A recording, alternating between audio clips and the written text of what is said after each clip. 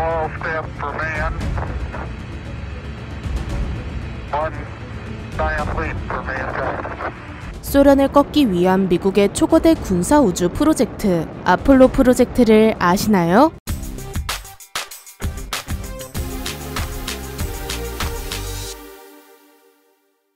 안녕하세요. 지식스토리입니다. 이번에는 냉전의 무기개발 경쟁의 끝판왕이자 인간의 한계에 도전한 아폴로 프로젝트에 대해 알아보겠습니다. 이것은 제2차 세계대전까지 거슬러 올라가는데요. 연합국을 공격하기 위해 장거리 타격무기를 개발하던 독일은 V2 로켓을 개발하게 됩니다. V2는 폭격기보단 정확하지 않았지만 훨씬 빠르게 타격할 수 있었고 사람이 탑승하지 않아도 되는 혁신적인 무기였습니다. 이런 고도의 기술력을 가진 독일이었지만 전쟁은 연합국의 승리로 끝나버렸고 세계의 두 강대국인 미국과 소련에 의해 독일이 반으로 갈라지게 됩니다. 이 과정에서 미국과 소련은 로켓 기술의 중요성을 깨닫게 되는데요. 이에 독일의 로켓 과학자들을 포섭하게 됩니다. 그렇게 두 국가는 미사일 경쟁을 시작하죠. 미사일은 목표물을 향해 유도되어 날아가는 더 진화된 형태의 로켓입니다. 당시 미사일은 핵무기의 효과적인 투발 수단으로 여겨져 미국과 소련은 서로에게 핵미사일을 날릴 방법을 연구합니다. 그 과정에서의 첫 승리는 소련이 가져갑니다. 1957년 5월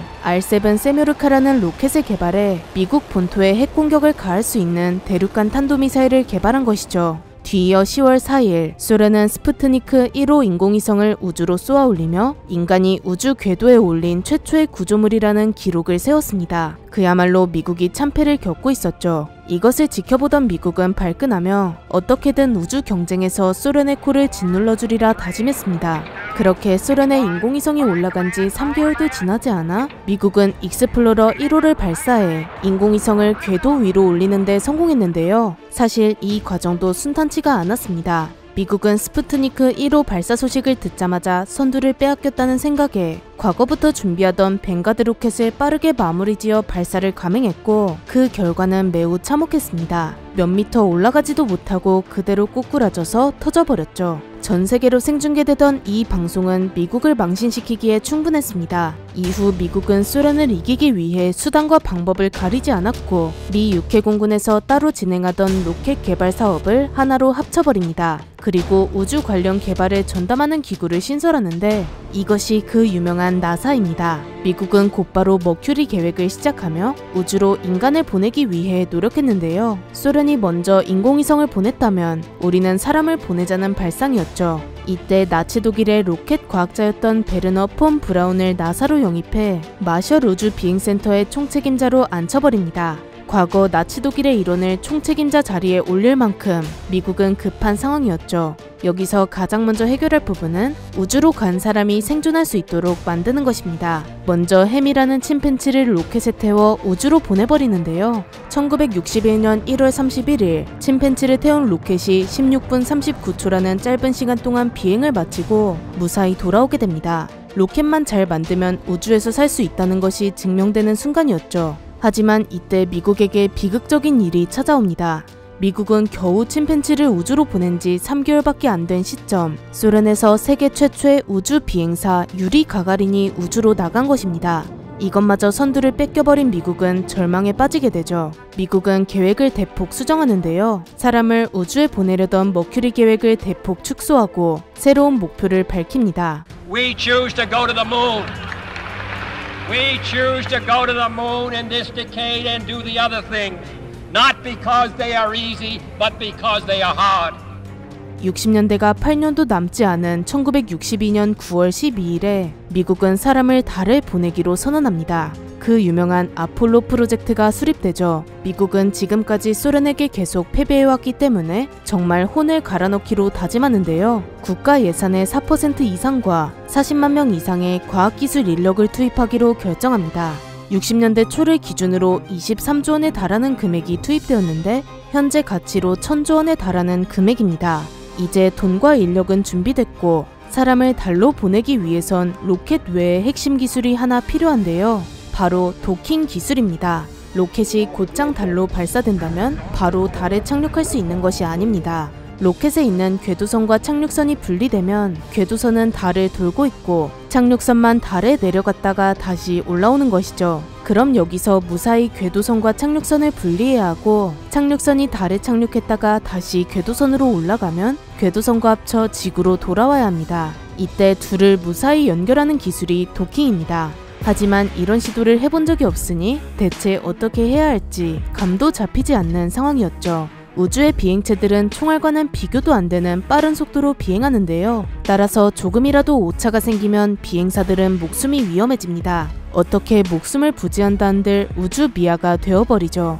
이런 일을 방지하려면 도킹 기술을 정말 완벽하게 개발해야 합니다. 미국은 이것을 위해 제미니 계획이라 불리는 새로운 프로젝트를 시작합니다. 도킹 기술을 포함해 인간이 우주에서 장기간 생존할 수 있는지, 달까지 가는데 필요한 것이 무엇인지를 정확하게 테스트하는 것이 목표였죠. 제미니 프로젝트에서는 총 12번에 달하는 로켓 발사를 시행했습니다.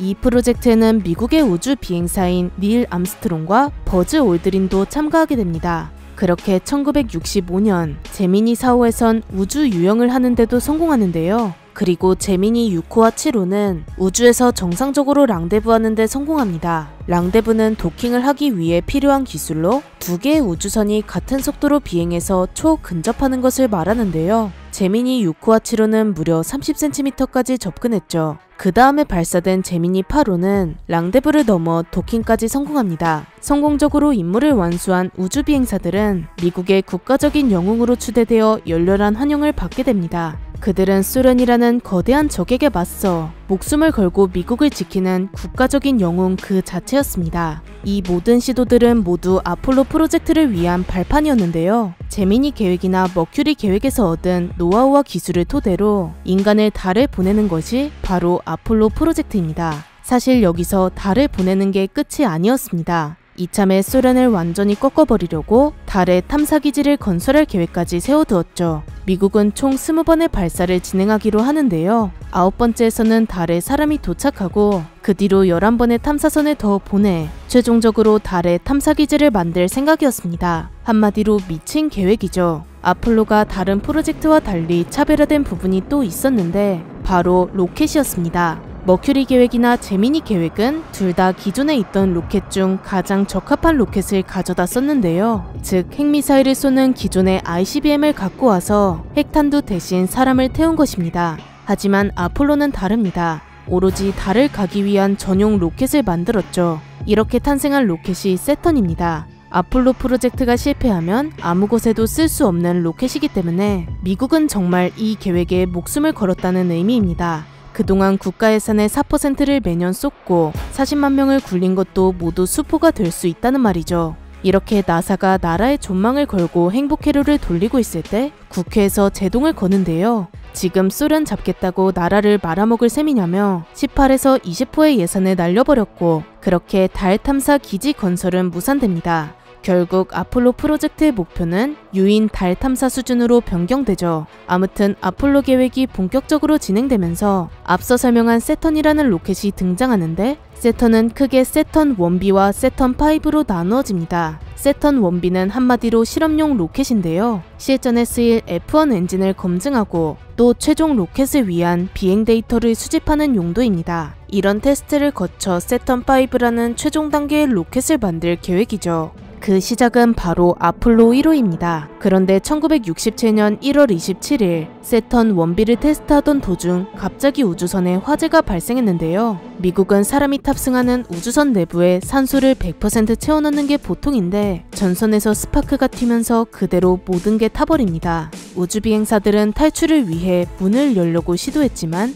안타깝게도 모두 목숨을 잃고 말았죠. 로켓은 멀쩡했지만 비행사가 모두 사망했기에 아폴로 2호와 3호 프로젝트가 취소됩니다.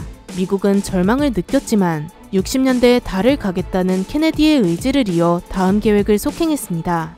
이번에 시도할 로켓은 바로 우주에 보낼 세턴5 중 아폴로 4호인데요. 모든 사람이 세턴5의 첫 비행을 숨죽여 기다렸습니다. 안에 사람은 타고 있지 않았지만 이 로켓의 성공 여부가 미국의 달 탐사의 성공 여부와 직결되기 때문이었죠. 결과는 성공이었습니다. 이후 탄력을 이어받아 세턴5 중 아폴로 5호와 6호도 덩달아 성공하죠. 무인으로 진행된 세 차례의 발사 성공을 통해 세턴5의 안정성을 검증할 수 있었습니다. 그리고 다시 사람이 탑승하는 아폴로 7호가 발사되는데요. 이때는 세턴 5가 아닌 세턴 1B를 쏘아 올려서 궤도선이 우주에서 잘 작동하는지 확인했습니다. 앞서 궤도선은 달에 착륙하지 않고 달 주위를 도는 역할을 맡는다고 했는데요. 궤도선이 제대로 작동하지 않으면 달에 가더라도 돌아올 수가 없습니다. 미국은 아폴로 7호를 이용한 궤도선 실험도 성공적으로 마치게 되죠. 이제 궤도선도 문제가 없겠다. 드디어 달로 슬쩍 가볼 시간입니다. 세턴 5를 이용한 아폴로 8호가 발사되면서 드디어 인간은 지구를 벗어나게 됩니다. 지금까지 인간은 우주로 간다고 해도 지상에서 고작 수백 킬로미터 벗어난 수준이었는데 아폴로 8호는 사람을 태우고 달을 한 바퀴 돌아버립니다. 인간이 지구에서 벗어난 첫 번째 순간이었죠. 이때 처음으로 지구의 사진이 찍히게 됩니다. 이 엄청난 일을 자축하며 미국은 빠르게 다음 단계로 넘어가는데요. 다음 단계인 아폴로 9호도 세턴 5를 사용했습니다. 그런데 원래 9호가 달에 착륙할 예정이었는데 앞서 두 개의 프로젝트가 사라지면서 계획이 좀 꼬이게 됩니다. 따라서 9호는 지구 궤도를 돌면서 안정성 테스트를 한 번 더 진행하게 됩니다. 11호에서는 달에 무조건 착륙할 예정이었기 때문에 이제 10호는 예행 연습과도 같았습니다. 달까지 거의 갔다가 오는 게 목표였죠. 착륙선을 달의 15.6km 고도까지만 접근했다가 다시 지구로 돌아오는 게 임무였습니다. 한마디로 10호 친구들이 마음만 먹으면 달에 착륙하는 것도 가능했는데요. 미국은 이런 상황을 방지하기 위해 연료를 적게 넣어 달에 착륙하면 돌아올 수 없도록 만들었습니다. 혹시 무리하게 착륙을 시도했다가 사고가 나지 않도록 하기 위함이었죠. 여기서 착륙선에 약간 문제가 생겼었지만 그래도 지구로 무사히 돌아오면서 아폴로 11호가 겪을 수 있는 문제들을 미리 캐치하는 데 성공합니다. 이후 대망의 11호가 준비됐는데요. 달에 직접 착륙할 것이기에 단 한 번의 실수도 용납할 수 없었고 그렇기에 세계 최고의 베테랑 3명을 엄선합니다. 닐 암스트롱, 버즈 올드린, 마이클 콜린스였죠. 닐 암스트롱과 버즈 올드린은 6.25에 참전했던 미군 출신입니다. 이들은 지구에 만들어둔 달 표면 세트장 위에서 달에 도착하면 뭘 해야 하는지 수십 번이나 연습하고 또 연습했습니다. 결전의 날은 1969년 7월 16일이었는데요. 케네디가 약속한 60년대가 얼마 남지 않은 순간입니다. 이 시기에 우리나라는 경부고속도로를 짓고 있는 중이었으니 미국의 기술 수준이 얼마나 앞서 있었는지 알 수 있죠. 비행사들은 아침으로 소고기, 스크램블 에그, 토스트를 먹고 커피를 마신 뒤 우주선에 탑승합니다. 달 탐사의 포문을 연 케네디는 1963년에 암살되는 바람에 이 영광스러운 순간을 눈으로 보진 못했지만 전 세계 5억 명이 생중계로 이 장면을 지켜보았습니다. 12, 11, 10, 9, ignition sequence start. 6, 5, 4, 3, 2, 1, 0, all engine running.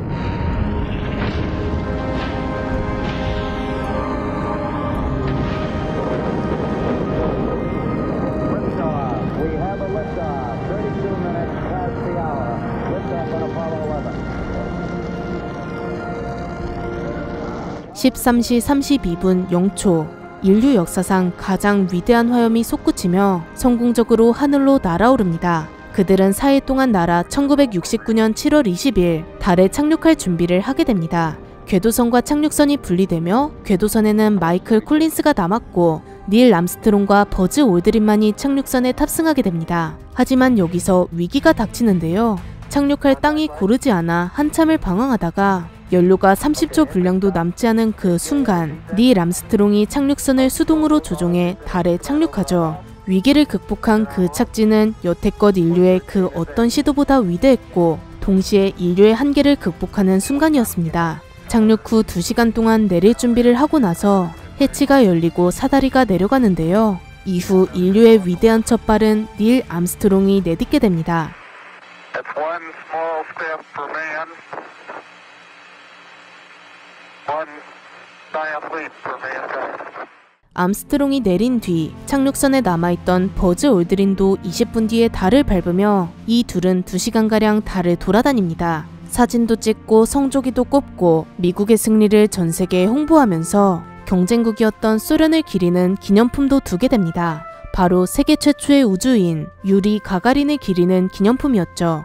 그렇게 그들은 다시 착륙선에 탑승해 궤도선과의 도킹을 마치고 지구로 돌아오는 데 성공했습니다. 지구는 축제였습니다. 인간의 한계를 극복한 영웅들을 환영했고 미국의 승리를 만끽하는 사람들이 길거리에 쏟아졌습니다. 우리나라도 참석해 박정희 대통령이 훈장을 수여했죠. 이후에도 아폴로 계획은 계속되었는데요. 12호는 발사 중 벼락을 맞긴 했지만 다행히 큰 문제가 발생하진 않았고 또 한 번 더 달까지 가게 됩니다.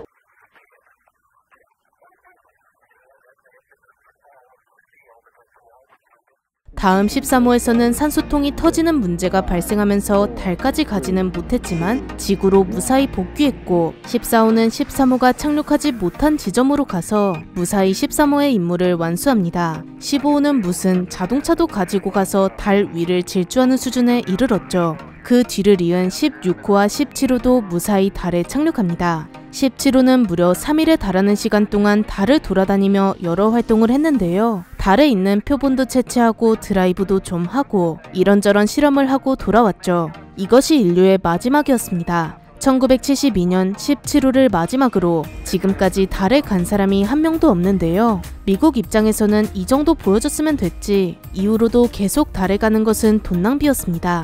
초기 목표였던 소련과의 경쟁도 압도적인 승리를 거두게 되었죠. 그런데 이때 이후로 달에 가지 않으니 루머도 많이 발생하고 있는데요. 공기가 없는데 왜 국기가 펄럭거리냐? 사실은 달에 가지 못하고 세트장에서 찍은 거 아니냐? 라는 음모론들이 제기되고 있습니다. 하지만 이 모든 것이 정말 조작일까요? 반박할 수 있는 자료는 너무나도 많지만 일단 이게 조작이라면 소련이 가만히 있었을까요? 지금도 위성으로 확인되는 성조기는 누가 꼽았을까요? 정말이지 그 모든 사람의 노력을 무시하는 터무니없는 말인 것이 명백합니다. 아폴로 계획은 지금까지 인류가 시도한 가장 거대한 프로젝트 중 하나였으며 인간의 한계를 극복하기 위한 거룩한 도전이었음이 틀림없습니다. 이를 계기로 수많은 항공산업이 급속도로 성장했고 인류의 과학기술이 크게 진보했죠.